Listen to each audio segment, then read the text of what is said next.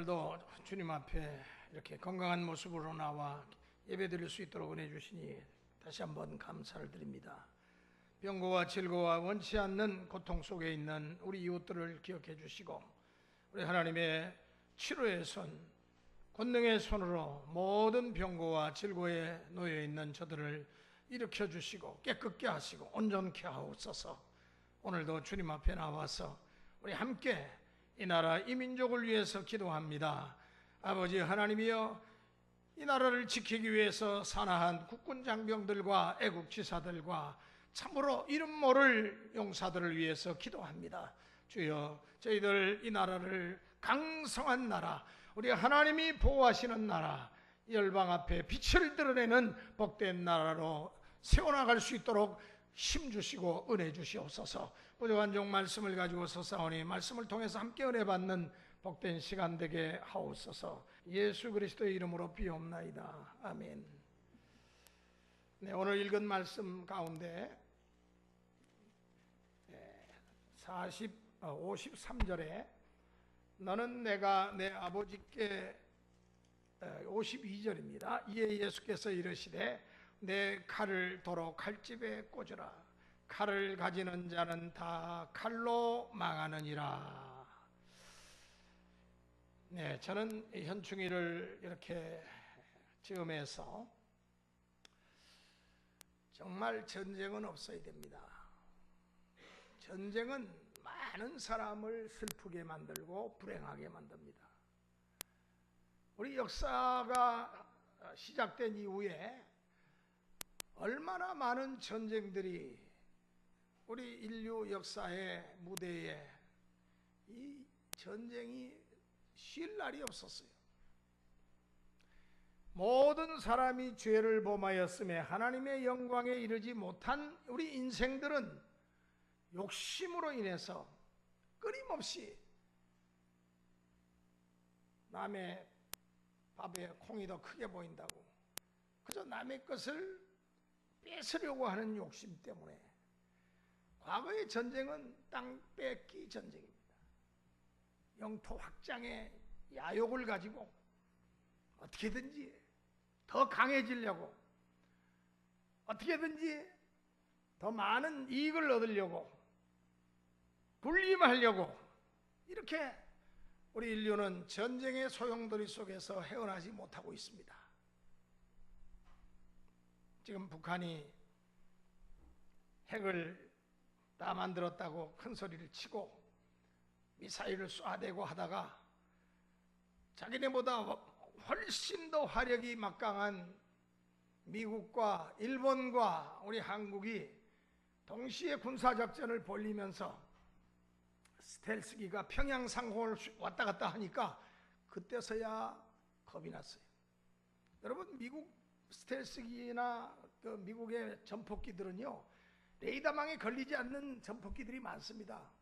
그런 전폭기들이 평양 시내를 활보하고 다니는데 두 손 안 들래 안 들 수가 없죠. 원자폭탄, 핵폭탄 단추 누르기도 전에 평양이 날아가 버리고 마는데 어떻게 이제는 꼼짝달싹 못하게 생겼어요. 그래서 이번에 우리 남북 정상회담도 그래서 한 것이고, 또 이제 미국과 북한의 싱가포르 정상회담을 앞두고 있습니다. 칼을 가지고 있는 사람은 다 그 칼로 망하느니라, 우리 주님 말씀하십니다. 우리는 북한이 우리에게 얼마나 많은 해를 입혔습니까? 전쟁을 일으켜가지고 수백만 명이 죽고 또 1000만이 넘는 이산가족이 생겨났고, 그 뒤에도 60년 이상을 끊임없이 적화 야욕에 사로잡혀서 우리 남한을 공격하고 끊임없이 저들은 크고 작은 문제를 일으키면서 우리를 괴롭혀 왔습니다. 아니, 세상에 원수도 저런 원수가 없어요. 아니, 같은 동포요, 같은 형제로서 저들은 어떻게 그렇게 끊임없이 우리를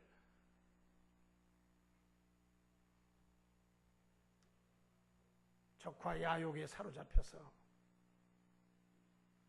공격하고 그렇게 행한 일들이 피해를 당한 당사자들은 잊을래야 잊을 수가 없습니다.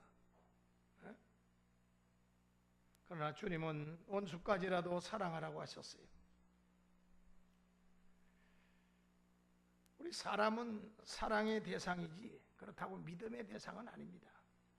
사람은 상대적으로 생각합니다.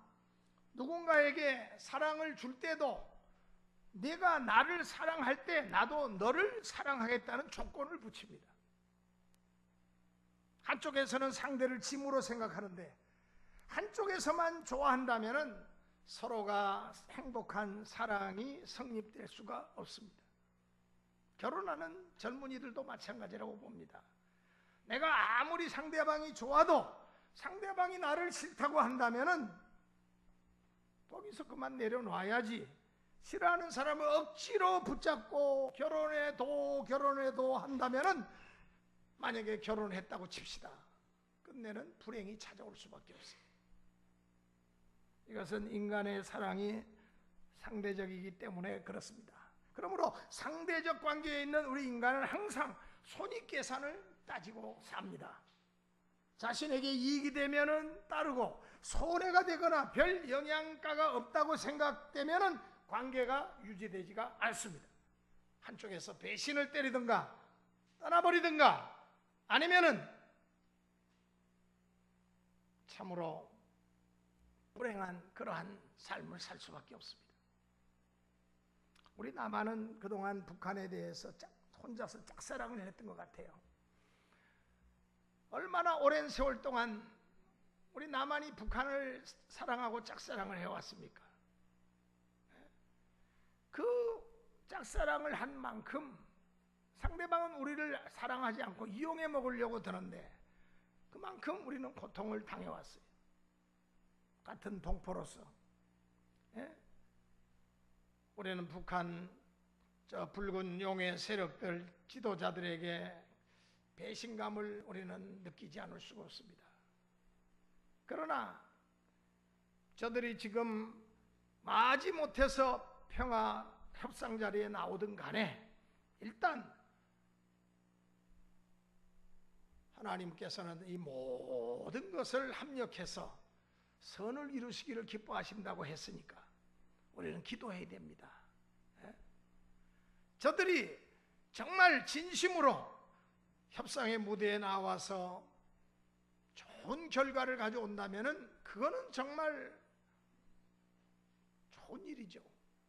그러나 그렇지 못하고 지금까지 해왔던 것처럼 60년 동안 해왔던 것처럼 또다시 꼼수를 부리고 또다시 과거에 했던 것처럼 등을 친다면 이제는 북한도 얼마 남지 않았다고 봐요. 참는 사람도 배신을 당한 사람도 한도가 있거든요. 여러분, 사람이 가장 크게 상처받을 때가 배신을 당할 때입니다. 우리는 북한에게 배신을 한두 번 당한 게 아니에요. 이제는 그 배신 때리는 저 북한이 그 행위가 이제는 뭐 그냥 그러려니 해요. 믿었던 친구가 배신하거나 사랑했던 사람이 배신할 때 사람은 가장 큰 상처를 받는다고 합니다. 이런 일들은 우리 주변에서 수없이 많이 일어나고 있는 일들입니다. 얼마 전에 중국에서는 사랑하던 여인이 결국은 자신을 버리고 돈 많은 남자한테 결혼을 하니까 그날 결혼식장에 앙심을 품은 전 애인이 폭탄을 가지고 와가지고 시한폭탄을 가지고 딱 결혼식 시작하자마자 버튼을 눌러가지고 수십 명의 신랑 신부와 수십 명의 사상자를 낸 그런 엄청난 사건이 일어난 것도 결국은 배신에 연유한 그러한 사건이라고 볼 수 있습니다.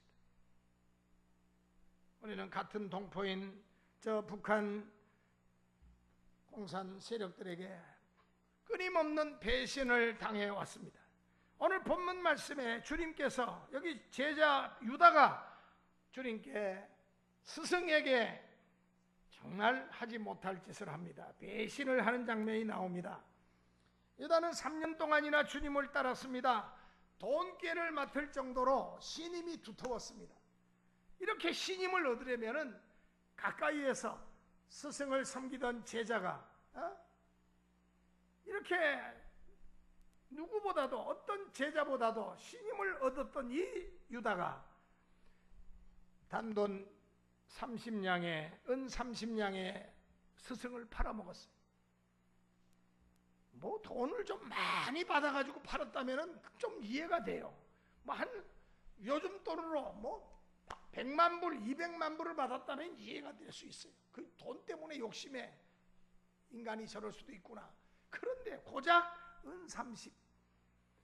여러분 그 당시 로마 시대 아닙니까? 그 당시에 노예 한 명의 노예 사는 값이 은 30이에요.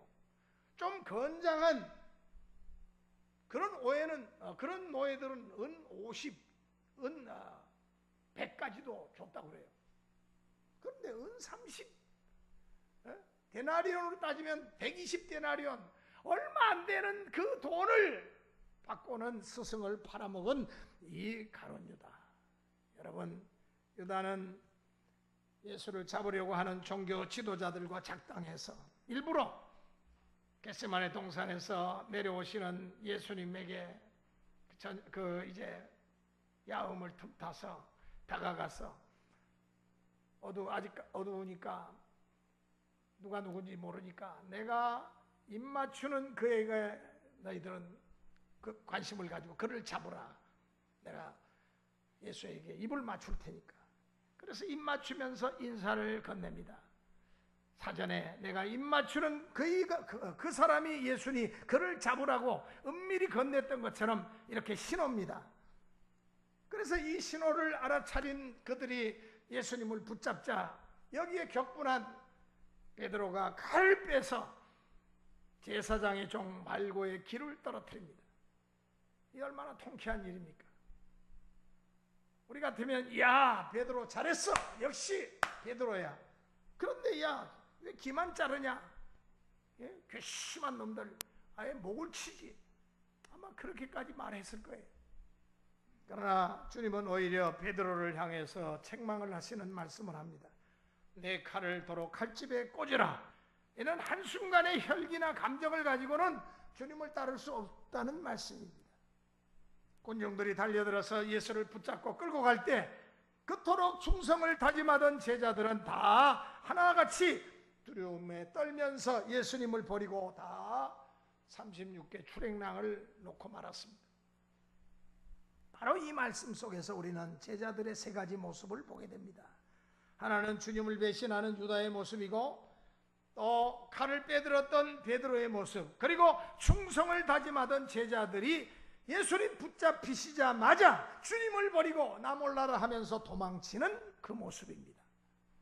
만약에 내가 이런 상황에 처했다면 어떤 모습일까?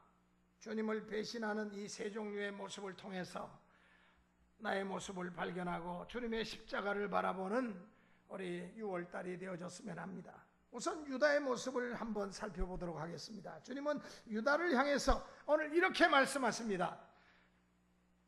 유다야, 거짓과 위선을 벗으라. 오늘 48절로 50절 말씀을 다시 한번 읽어볼까요? 시작. 예수를 파는 자가 그들에게 군호를 짜 이르되 내가 입 맞추는 자가 그이니 그를 잡으라 한지라. 곧 예수께 나와 랍비여 안녕하시옵니까 하고 입을 맞추니 예수께서 이르시되 친구여 내가 무엇을 하려고 왔는지 행하라 하신대 이에 그들이 나와 예수께 손을 대어 잡는지라. 여기 주님은 유다에게 거짓과 미선의 가면을 벗어버리라고 말씀하십니다. 겉으로는 주님께 입을 맞추고 있지만은 마음은 이미 주님을 떠났다는 것을 예수님은 아셨어요. 어떻게 그렇게 신뢰했던 제자가 어느 날 갑자기 돌아섰을까요? 여러분, 우리가 이렇게 남북 분단의 상태에서 지금 너무나도 오랜 세월을 이렇게 살아가고 있는데, 저 북한을 이끌어가던 김일성 또 김정일, 여러분 다 예수 믿는 집안의 사람들이에요. 여러분, 김일성이 아버지 김영직이는 정말 신실한 예수 믿는 사람이었고, 그 어머니 강반석도 정말로 기도 많이 하고 신실한 믿음의 강씨 가문에서 김씨 가문으로 시집온 그런 인물입니다. 그런 가문에서 예수님의 제자 가운데 유다가 나왔듯이 그런 가문에서 김일성이라고 하는 붉은 용의 새끼가 그 안에서 태어났어요.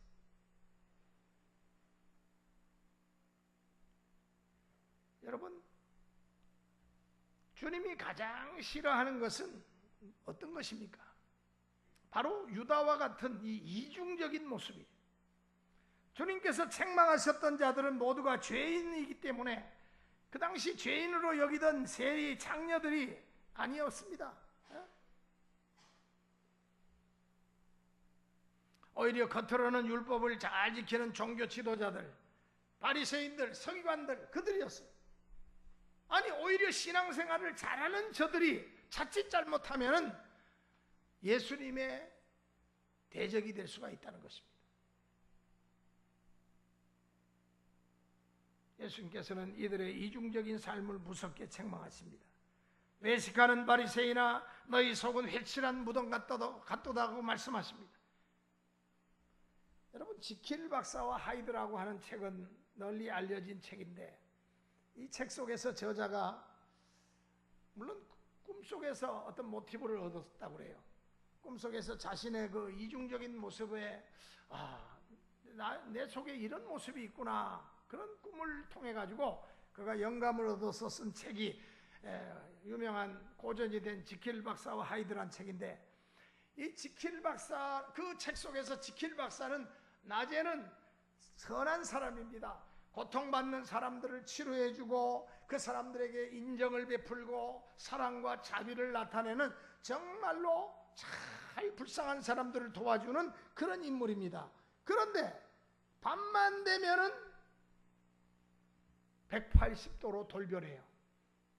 하이드라는 사람으로 변해서 가전 범죄를 다 저지르고 살인을 저지르고 또다시 낮이 돌아오면은 선한 사람이 되어서 지킬 박사로 돌아와서 또 선한 삶을 삽니다.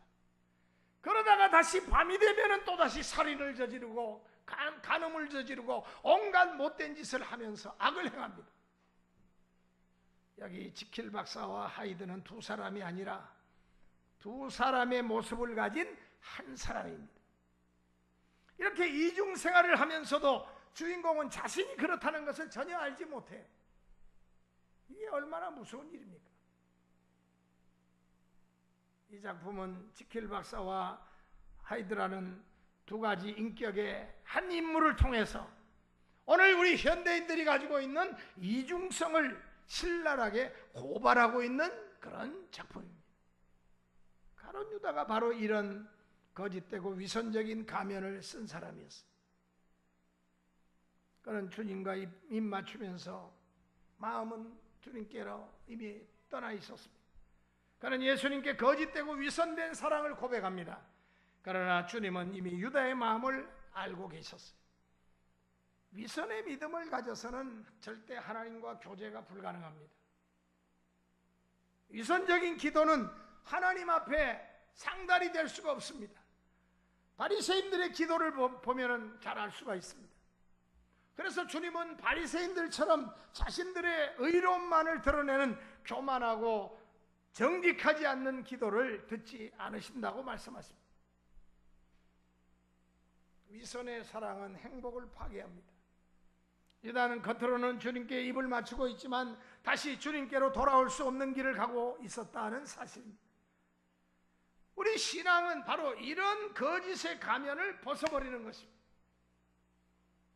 주님은 유다를 향해서 이런 이중적인 거짓의 가면을 벗어버리라고 말씀하십니다.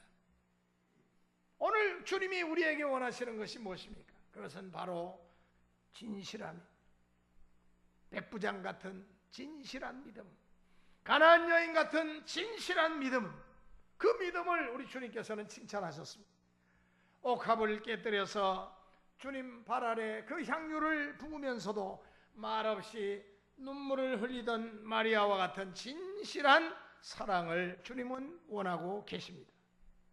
자신이 죄인임을 고백하면서 하늘을 우러러볼 수 없노라고 겸손하게 고백하는 세리와 같은 진실한 믿음의 기도를 들어주시는 하나님이십니다.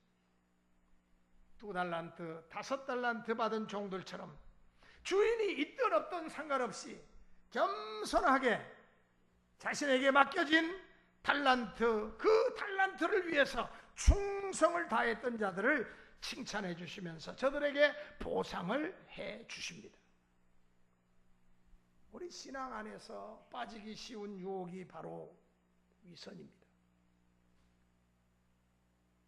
특히 직분이 올라갈수록, 신앙생활을 오래 하면 오래 할수록 겉모습만 거룩한 이중적인 신앙의 거짓된 가면을 쓰기가 쉽습니다. 그러나 진정한 신앙인은 가면을 벗어버리고 하나님 앞에 정직하고 진실되게 살아가기를 힘씁니다. 이것이 코람데오의 신앙입니다. 코람데오, 하나님 앞에서 주님께 입맞추고 사랑을 고백하면서 주님을 팔아먹는 이 유다 같은 이중적인 거짓의 가면을 벗어버려야 한다는 말씀입니다. 또 하나는 베드로와 같은 모습입니다. 주님은 베드로에게 이렇게 말씀하십니다. 베드로야, 칼을 거두어라. 칼을 도로 칼집에 꽂아라. 칼을 가지는 자는 다 칼로 망하느니라. 북한의 지도자가 이 말씀을 꼭 기억했으면 좋겠어요. 내 칼을 도로 칼집에 꽂으라. 칼을 가지는 자는 다 칼로 망하느니라. 만약에 이번에 북한 김정은이라고 하는 사람이 정말 진심으로 이번에 미국 회담에 임해서 진심으로 자기들이 그동안 체제에 대한 두려움 때문에, 미국이 언제 어느 때 우리를 칠까봐 두려워하는 마음 때문에 자기들이 핵을 준비했다면, 그렇다면 미국이 확실하게 체제 보장을 해주면서 그 대신에 너희가 완벽하게 핵을 포기하고 ICBM도 대륙간 탄도도 다 이것도 포기하고, 그러면은 화학무기까지도 포기하고, 그러면은 너희를 최대한 지원해 주겠다. 미국이 우리 남쪽을 얼마나 오랫동안 지원했습니까? 경제 원조를 한 20년 이상 했지요. 전쟁 끝나고부터 시작해서 50년, 60년, 70년대 중반까지 원조를 계속해 줬어요. 뭐 그 밖에 뭐 다른 것도 뭐 물질 말고도 뭐 차관 말고도 엄청난 지원을 우리가 받았습니다. 쌀, 우유, 뭐 온갖 것을 다 우리에게 지원해 줬지요. 북한은 남한보다 더 많이 지원해 주겠다고 지금 저러고 있어요. 이런 좋은 기회에 저들이 돌아서면 사는 것이고, 그래도 끝까지 칼을 가지고 내가 한번 휘둘러 보겠다고 까불다가는 망하는 거예요. 베드로는 유다의 위선을 보고 칼을 뽑아들었습니다. 분노하면서 혈기를 냅니다. 동시에 주님을 지키려고 하는 그 충정에 의해서 충성스러운 마음이 작동했다고도 봅니다.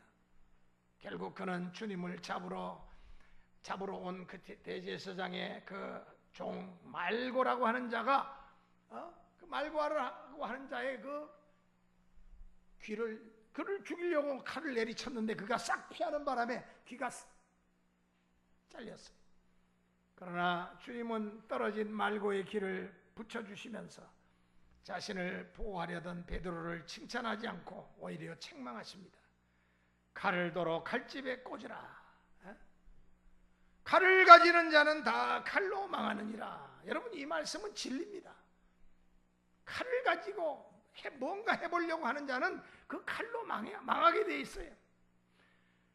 여기서 우리 주님께서는 그 베드로의 그 충정을 알지만은, 그러나 앞으로 하나님 나라 위에서 귀하게 쓰임 받을 하나님의 일꾼이 될 베드로, 네가 감정만으로는 나를 따를 수가 없다.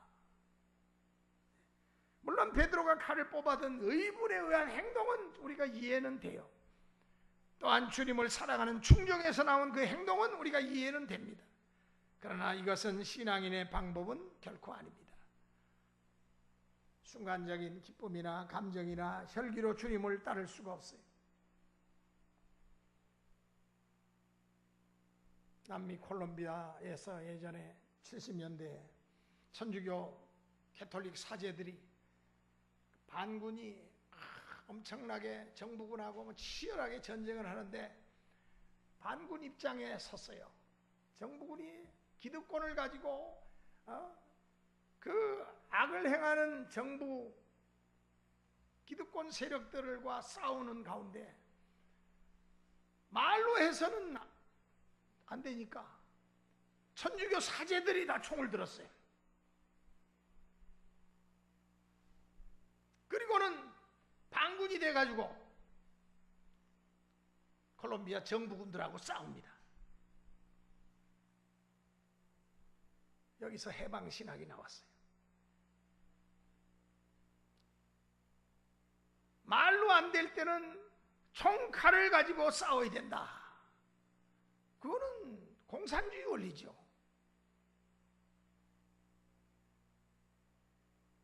그래서 이 70년대 해방신학은 결국은 공산주의 원리를 차용했기 때문에 결국은 해방신학은 많은 사람들에게 초창기에는 호응을 얻었지만은 그 뒤로 가서 결국은 너희들에게는 복음이 없구나. 복음이 없는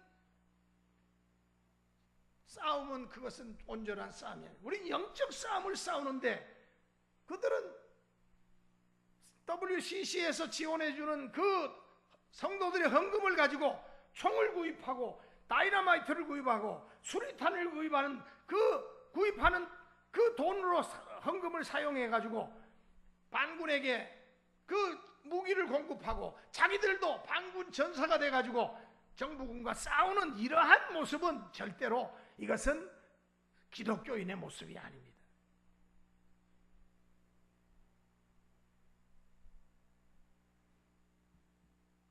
분노와 의분은 물론 다릅니다. 그러나 아무리 의분이라도 분노는 분노입니다. 분노는 영혼과 정신과 육체를 병들게 만들 뿐입니다. 마음에서 이 분노가 절제되지 않을 때 자신이 먼저 병들고 말아요. 이 마음속의 분노는 결국은 잠자리까지 가지고 들어가면은 불면증을 일으킵니다. 잠이 안 와요. 식탁에 또 이 분노가 따라와서는 식욕을 뺏어갑니다. 억눌린 분노는 정신질환이 됩니다. 심장병의 치명적인 원인이 됩니다. 분노는 육체의 건강만이 아니라 화목한 인간관계를 파괴하는 다이너마이트가 되기도 합니다. 결국 분노의 감정을 오래 품고 있는 사람은 남을 향해서 분노케 하지만은 남이 그 분노로 인하여 해를 당할 것을 기대하지만은 천만의 말씀, 자기 자신이 망가진다는 사실입니다. 분노는 자기를 망가뜨려요. 그렇습니다. 겟세마네 동산에서 주님이 기도하자고 할 때 함께 기도하지 않았던 베드로는 문제를 만나자 감정부터 앞세웁니다. 분노와 혈기에 앞서서 칼을 빼들었어. 그러자 예수님께서 칼을 도로 칼집에 꽂으라. 칼을 가진 자는 칼로 망한다. 이렇게 책망하십니다. 저는 정말 이번에 우리 6월달 국가와 민족을 위해서 기도하는 둘째 주간에 저는 김정은을 위해서 기도를 정말 많이 할 거예요. 지금도 하고 있고요. 정말로 북한의 지도자, 젊은 지도자 김정은이가 정말로 이번에 어쨌든 간에 돌이켜서 핵을 완전히 포기하자고 하는 그런 협상 무대에서 정직하게 핵을 포기하겠다고 하면은 새 역사가 일어납니다. 남한도 좋고 북한도 좋고 미국도 좋고 모두가 승리할 수가 있어요. 그런데 과거와 같이 또 꼼수를 부리고 과거와 같이 또 이것을 이용해 가지고 뭔가를 얻으려고 하는 그런 수작을 한다든가 아니면 중국이나 러시아를 등에 업고는 또 엉뚱한 짓을 한다든가 하면은 이번 기회가 저는 북한에게 마지막 기회가 된다고 저는 그렇게 생각합니다.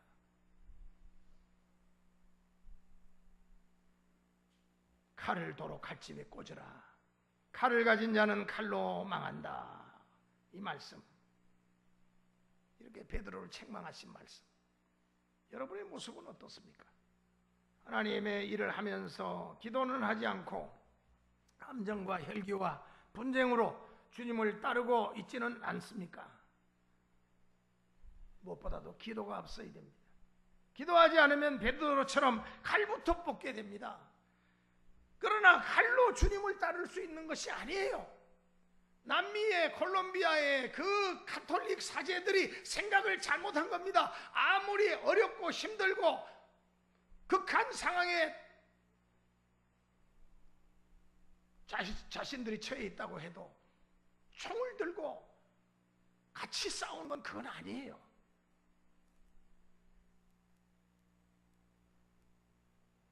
세상에는 두 가지 길이 있습니다. 하나는 세상으로 가는 길이고 하나는 하나님께로 가는 두 가지 길이 있습니다. 그리고 세상에는 두 가지 뜻이 있습니다. 하나는 육에 속한 뜻이 있고 또 다른 하나는 영에 속한 뜻이 있습니다. 이것은 곧 마귀에게 속한 뜻과 하나님께 속한 뜻이 있다는 말씀입니다. 그 때문에 먼저 하나님의 뜻을 묻고 가는 것이 우리 신앙의 길입니다. 사람이 빨리 가는 것만이 능사가 아니라 잘못된 길은 빨리 갈수록 오히려 불행만 가까워집니다. 그래서 중요한 것은 속도보다도 방향입니다. 방향이 중요해요. 요나를 보세요. 니네로 가라고 하시는데 니네로 가라. 그런데 아니 하면서 다시스로 갑니다.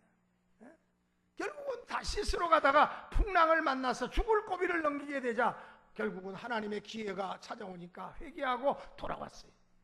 바울을 보세요. 바울이 변화되기 전에는 그는 어떻게 했습니까? 열심은 있었어요. 하나님의 뜻을 그러나 거스리는 열심이었습니다. 그는 성도들을 핍박하고 괴롭혔습니다. 이런 사울이 다메섹 도상에서 주님을 만나자 바울로 바뀌는 놀라운 역사, 인생이 변화되는 전환점을 맞게 되었던 것입니다. 베드로도 마찬가지. 하나님의 뜻은 전혀 생각지 않고 먼저 칼을 빼들었을 때 주님이 베드로를 책망하십니다. 주님은 바로 이 시간에도, 지금 이 시간에도 우리에게 칼을 도로 칼집에 꽂으라고 말씀하십니다. 우리는 오히려 주님 앞에 무릎을 꿇고 기도해야 됩니다. 기도해야 할 때가 지금이에요. 기도만이 감정을 순화시킬 수가 있습니다. 참을 수 없는 마음을 참게 해달라고, 절제할 수 없는 마음에 절제할 수 있는 힘과 능력을 달라고. 절대로 기도보다 앞서가지 마세요. 마지막으로 예수님은 제자들아 도망가지 말라 56절에 한번 다 같이 읽겠습니다. 말씀하시는 그 말씀을 한번 읽어보겠습니다.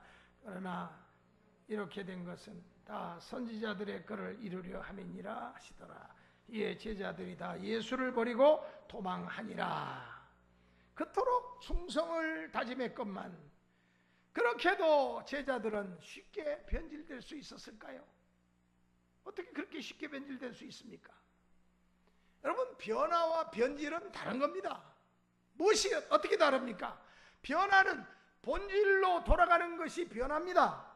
새로워지는 것이 변합니다. 그러나 변질은 본질에서 벗어나는 것이, 이것이 변질입니다. 여러분, 음식도요. 제가 여기 가까운 데서 이런 도시락을 자주 사다 먹습니다. 그러면 어떤 때는 한 서너 개 사다 놓고 그걸 이제 먹으려고. 근데 한 번 먹고는 두 번은 잊어버려요. 그래서 두 그릇은 오래 있다가 꺼내놓으면 아무리 냉장고에 있어도 변질이 돼요. 예. 여러분, 음식도 제때 먹어야지 두고 있다가 나중에 먹으려고 하면 변질이 돼버립니다. 여러분, 약속이 변질이 되면 인간 관계가 파괴됩니다. 제자들은 충성이 변질되고 믿음이 변질되고 그들의 결심이 변질됐어요. 그래서 그들은 군중 속에 서 계시는 주님만을 홀로 버려두고 다 36개 출행랑을 치고 말았습니다. 도망갔어요. 여기서 그들이 이렇게 변질된 데에는 그만한 원인이 있습니다. 주님을 따르는데 변질이 다가오는 그 원인이 여러 가지가 있어요. 너무 멀찍이서 주님을 따랐기 때문에 58절 말씀 여기 보세요. 예? 저들이 멀찍이서 주님을 따랐다는 것입니다. 이건 불분명한 신앙인의 모습이에요. 어린아이가 부모와 떨어졌을 때 사고가 납니다. 예? 놀이터에서 아이들이 놀 때, 어린아이들이 놀 때 엄마들은 항상 아이들의 일거수일투족을 지켜봐야 돼요.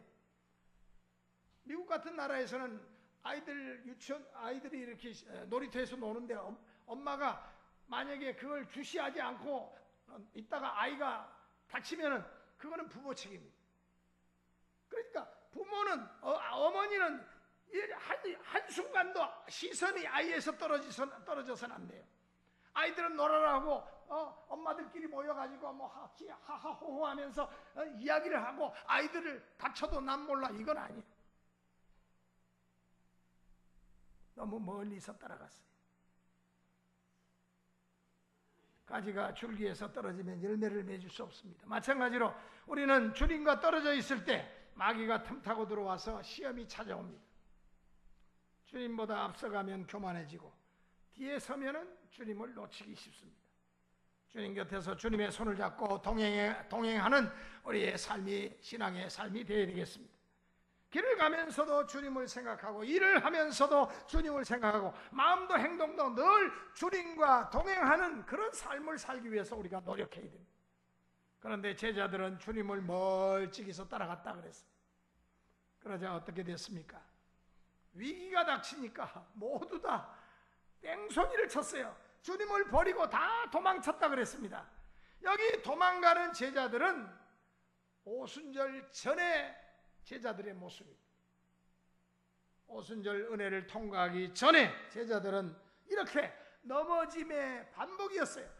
오늘도 넘어지고 내일도 넘어지고 끝없이 넘어집니다. 말하다가 또 상대방에 상처 주고 또 넘어지고 서로 경쟁하듯이 저들은 넘어졌어요.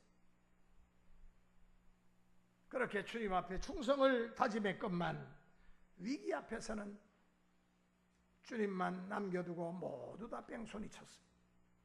이것이 인간적인 연약성이고 우리들의 모습이라고 저는 생각합니다. 우리 신앙은 의지와 결심만으로는 절대 신앙생활을 할 수가 없습니다. 오순절 성령의 은혜를 경험해야 됩니다. 힘없이 넘어지던 자들이 성령의 능력을 힘입고 나니까 다시 일어났어요. 죽음도 두려워하지 않는 담대한 그리스도인의 삶을 살게 되었어요. 우리도 오순절 전과 오순절 후에 우리의 삶이 달라져야 되겠습니다.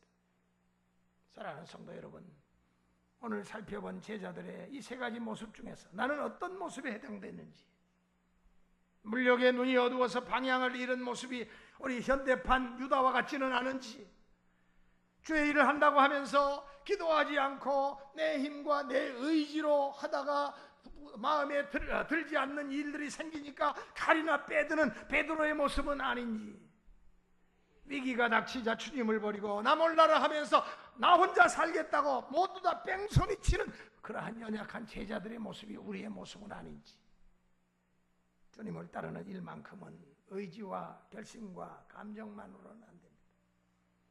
칼을 도로 칼집에 꽂고 우리 주님을 바라보는 우리가 되어야 되겠습니다. 주님의 이름을 부르는 우리가 되어야 되겠습니다. 피 묻은 제단 뿔을 붙들고 십자가에 엎드려져서 우리 자신을 위해서, 가정을 위해서, 자녀를 위해서, 이렇게 이 나라 이 민족을 위해서 이제 6월 12일 미국과 북한의 정상회담을 위해서 우리 한반도에 운명이 달려있는 그 회담을 위해서 특별히 우리가 기도하지 않으면 안 되겠습니다. 그래서 우리 6월 둘째 주간에 국가와 민족을 위한 기도회에는 새벽에 나오실 수 있는 분들은 새벽에 나오시고 저녁에 나오실 수 있는 분들은 저녁에 나오셔서 우리 함께 기도하는 복된 아름다운 우리 6월이 되어졌으면 합니다. 기도하시겠습니다. 하나님 아버지 은혜를 감사합니다. 저희들 오늘도 주님 앞에 나와서 주의 이름을 부릅니다. 유다와 같이 거짓의 가면을 쓰고는 우리는 주님을 따를 수가 없습니다. 주여, 저들에게 거짓의 가면을 벗겨 주옵소서. 주여, 우리의 마음 중심에 오셔서 오늘도 주의 뜻을 분별하며 주의 나라와 주의 영광을 위해서 살아갈 수 있도록 오순절 전의 삶이 아니라 오순절 후에 성령 충만하여 저들이 생명까지도 초교같이 여기며 나아가서 모두가 복음 증거하다가 순교의 제물이 되었듯이 우리들도 성령의 능력을 의지하며 나가는 아름다운 계절, 축복의 계절, 국가와 민족을 위해서 기도하는 6월이 되게 하여 주시옵소서. 예수 그리스도의 이름으로 비옵나이다. 아멘. 이 시간 우리 다 자리에서 일어나시